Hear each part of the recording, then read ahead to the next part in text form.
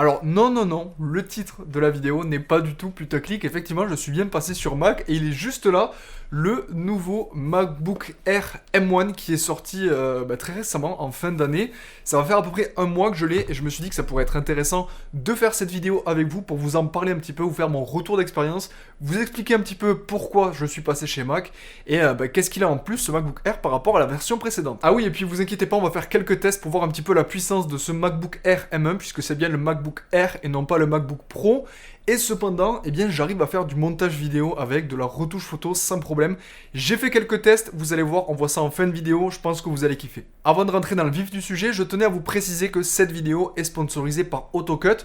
Je vous en parlerai un petit peu plus tard dans la vidéo, et vous allez voir que pour toutes les personnes qui font du montage vidéo, c'est un petit plus, une petite extension qui, je pense, va vous faire gagner beaucoup de temps.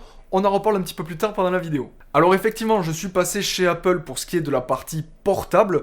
Ceci dit, concernant la partie fixe, concernant la tour que j'ai, la tour Windows que je me suis montée il y a quelques mois de ça, ça va faire un petit peu plus d'un an. Je vous mets le lien juste ici si jamais ça vous intéresse de voir un petit peu toute la config que j'ai pour la partie fixe. Mais en gros, cet ordinateur portable là, il va venir en complément de mon PC fixe. C'est vrai que 90% du temps où je vais utiliser mon ordinateur, c'est l'ordi fixe, mais ça peut m'arriver pendant des prestats, lorsque je suis en déplacement, quand je voyage ou autre, voilà, d'avoir besoin d'un ordinateur portable, c'est toujours utile, que ce soit en presta pour dérusher un petit peu, vider ses cartes mémoire ou autre, et puis pouvoir l'utiliser comme un ordi portable de tous les jours, envoyer des devis, faire des factures, ou aller sur Netflix, YouTube, etc. Je pense que vous comprenez. Et donc, aujourd'hui, déjà, si on regarde ce nouveau MacBook Air, en termes de finesse, je pense qu'on peut le voir, c'est un produit qui est très fin. Hein. Si je mets, voilà, là il y a mon iPhone 8 juste à côté, je pense que vous le voyez, c'est globalement assez fin. Hein.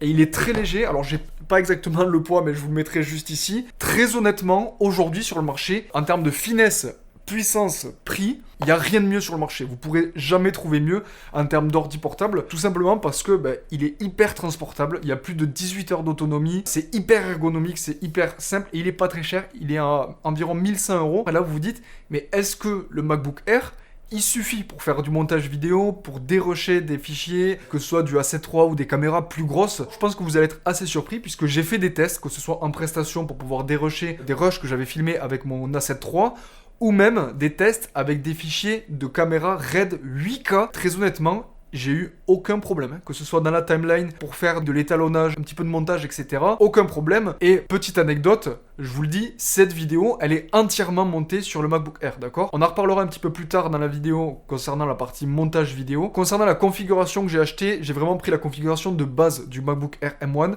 Il y a un SSD de 256 Go, ça peut paraître peu, mais il faut savoir que moi je vais pas faire de stockage. Ça va me permettre principalement de faire du dérochage, du traitement, etc. Et si jamais j'ai besoin d'un petit peu plus de stockage, j'ai toujours la possibilité de venir brancher un disque dur externe SSD. Donc par rapport à ça, c'est assez pratique. Et puis pour revenir sur la puce Apple M1, en gros, qu'est-ce que c'est? En fait, c'est tout simplement le nouveau processeur. Ça remplace tous les processeurs Intel qu'utilisait avant Apple, donc les Intel i7, i9, etc. Et pour vous donner rapidement quelques chiffres, une performance de traitement jusqu'à 3,5 fois plus rapide par rapport aux générations antérieures, des performances rapides jusqu'à 5 fois plus rapides que la génération précédente. Donc c'est assez impressionnant. Je vous mettrai des liens dans la description de vidéos un petit peu plus techniques, avec des tests, des comparatifs par rapport à l'ancienne version du MacBook Air, aux anciens MacBook Pro, etc., etc. Et vous allez voir que c'est quand même assez impressionnant. Bref, assez bavardé, je vous propose qu'on passe tout de suite sur le MacBook Air et qu'on regarde ensemble un petit peu qu'est-ce qui vaut sur la partie montage vidéo. Donc nous voici sur le MacBook Air, j'ai commencé à monter toute la première partie de la vidéo que vous venez de voir pour voir un petit peu qu'est-ce que ça donnait en termes de fluidité sur la timeline, etc.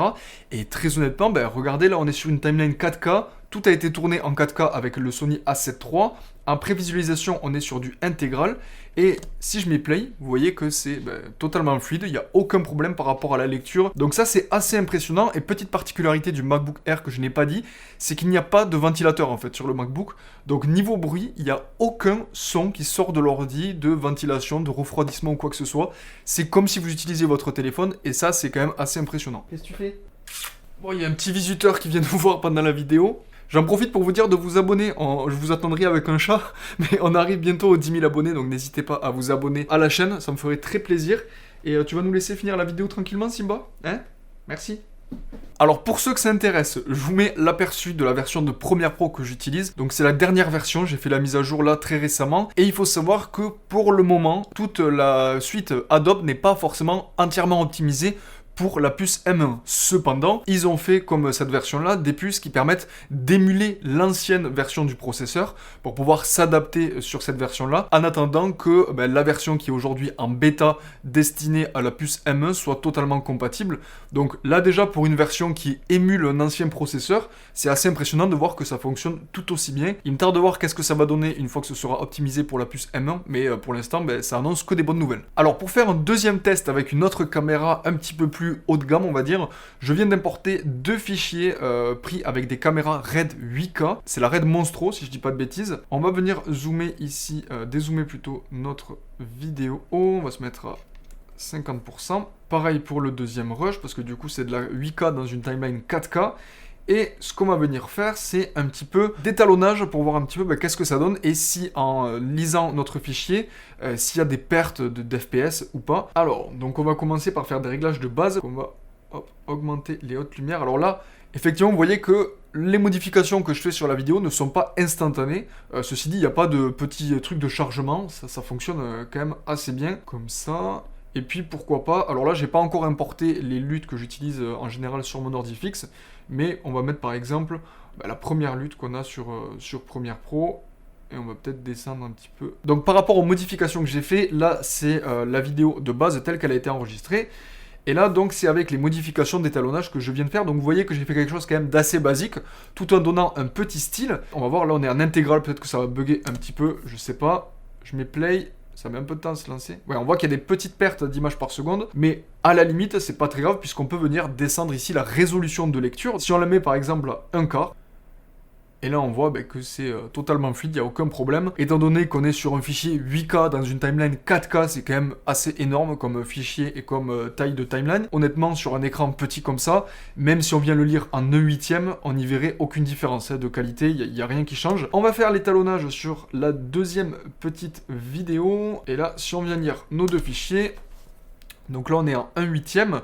J'espère en tout cas que ça marche bien sur l'enregistrement, mais très honnêtement de mon côté, la tête de lecture elle avance de façon assez fluide et je vois pas de perte d'images par seconde. On est quand même sur des fichiers 8K RAID, honnêtement ça marche très très bien sur une timeline 4K. Même si ça buguait un petit peu, on aurait toujours la possibilité de faire des proxys, mais là honnêtement par rapport à ce que je suis en train de faire, j'ai pas l'impression qu'il y en ait forcément besoin. Comme je vous l'ai dit en début de vidéo, cette vidéo est sponsorisée par AutoCut. C'est le moment de vous présenter ce qu'est AutoCut. À quoi ça sert? En gros ça vous permet de couper tous les passages de silence pendant qu'une personne parle, pour gagner en fait toute la phase un peu de dérush, un peu chiante où on doit couper les moments de silence dans les phrases. Je pense que vous comprenez ça et vous connaissez si vous montez des vidéos. Donc je vais vous montrer tout de suite comment ça fonctionne. Là pour le coup, vu qu'on est sur la vidéo du Mac, j'utilise la version Mac. On va dans Fenêtre, on va dans Extension, et là on a AutoCut qui apparaît. Donc là vous voyez c'est mon fichier que je viens à l'instant de tourner. Il n'y a rien qui a été coupé encore. On va venir ici lui dire, donc c'est assez bien fait parce qu'on va pouvoir setup un petit peu comme on a envie. Remove silence longer than, on va mettre 0,5 secondes. Le padding c'est à quel endroit ça va couper, donc ça va garder 2 secondes avant et 2 secondes après pour être sûr qu'il ne coupe pas un mot en plein milieu. Et on peut lui demander de couper les passages où on parle qui sont plus courts que 0,1 seconde. Comme ça si vous toussez par exemple à un endroit, si vous faites un truc comme ça, au moins ça le coupe. On va lancer donc en appuyant sur le bouton Cut, et là vous voyez qu'il y a le petit couteau qui vient couper tous nos passages. On peut lui demander ensuite de garder les silences ou de les couper, ça vous permet comme ça, si jamais vous voulez les garder, d'en garder quelques-uns. Et là vous voyez, il y a la petite extension qui est en train de faire son travail. Donc l'avantage c'est que pendant ce temps-là, ça nous permet d'aller sur YouTube regarder une vidéo, par exemple sur la chaîne de Victor Baudard si vous le voulez, ou encore bien de travailler à côté, envoyer vos factures, répondre à vos mails, faire vos miniatures YouTube, je sais pas quoi. Mais au moins ça permet de gagner du temps. C'est pas là pour remplacer le taf d'un monteur, vous l'avez compris, puisque le but c'est que toute la partie rébarbative un peu pénible du montage, ce soit le logiciel qui le fasse, et toute la partie créative un petit peu plus sympa, là c'est vous qui la prenez en main, donc par rapport à ça c'est quand même plutôt cool. Si jamais ça vous intéresse, sachez qu'il y a 14 jours d'essai gratuit avec un lien dans la description, et puis si vous êtes convaincu, bénéficiez de 20% de remise sur votre petit abonnement, et ça fait plutôt plaisir. Je vous laisse checker le lien dans la description. Donc voilà, le découpage par AutoCut est terminé. Je vous propose qu'on regarde un petit peu à quoi ça ressemble, mais ça m'a l'air plutôt pas mal. Je vais regarder juste là parce que là il y a pas mal de trucs qui ont été coupés et je me dis pour voir s'il y a une erreur ou si ça fonctionne bien. On regarde. Et ça c'est quand même assez impressionnant. C'est très bien. Qu'est-ce que tu fais? Oui. Ça marche bien, ça marche super bien, je suis assez choqué. Donc merci à AutoCut pour avoir sponsorisé cette vidéo. Alors du coup la question c'est qu'est-ce que j'en pense de ce MacBook Pro après plus d'un mois d'utilisation, j'ai fait un petit peu de montage, j'ai testé aussi la retouche photo. Là je voulais pas montrer parce que bon, il n'y a pas grand chose à voir, mais globalement ça marche bien, il n'y a aucun souci. Perso j'en suis complètement satisfait de ce MacBook Air. Il me tarde de voir une fois que les applications Adobe vont être entièrement compatibles avec la nouvelle puce M1, mais c'est assez prometteur parce que là quand on voit comment il se débrouille avec Premiere Pro qui émule l'ancien processeur, ben honnêtement ça marche plutôt bien, il n'y a aucune latence, la fluidité est assez bonne finalement. J'espère en tout cas que la vidéo vous aura plu. N'hésitez pas à vous abonner si c'est pas déjà fait. N'hésitez pas à mettre un pouce bleu et puis me donner votre avis dans les commentaires de cette vidéo. J'espère que ça vous a plu. Je vous dis à très vite dans une prochaine vidéo. C'était Victor. Salut!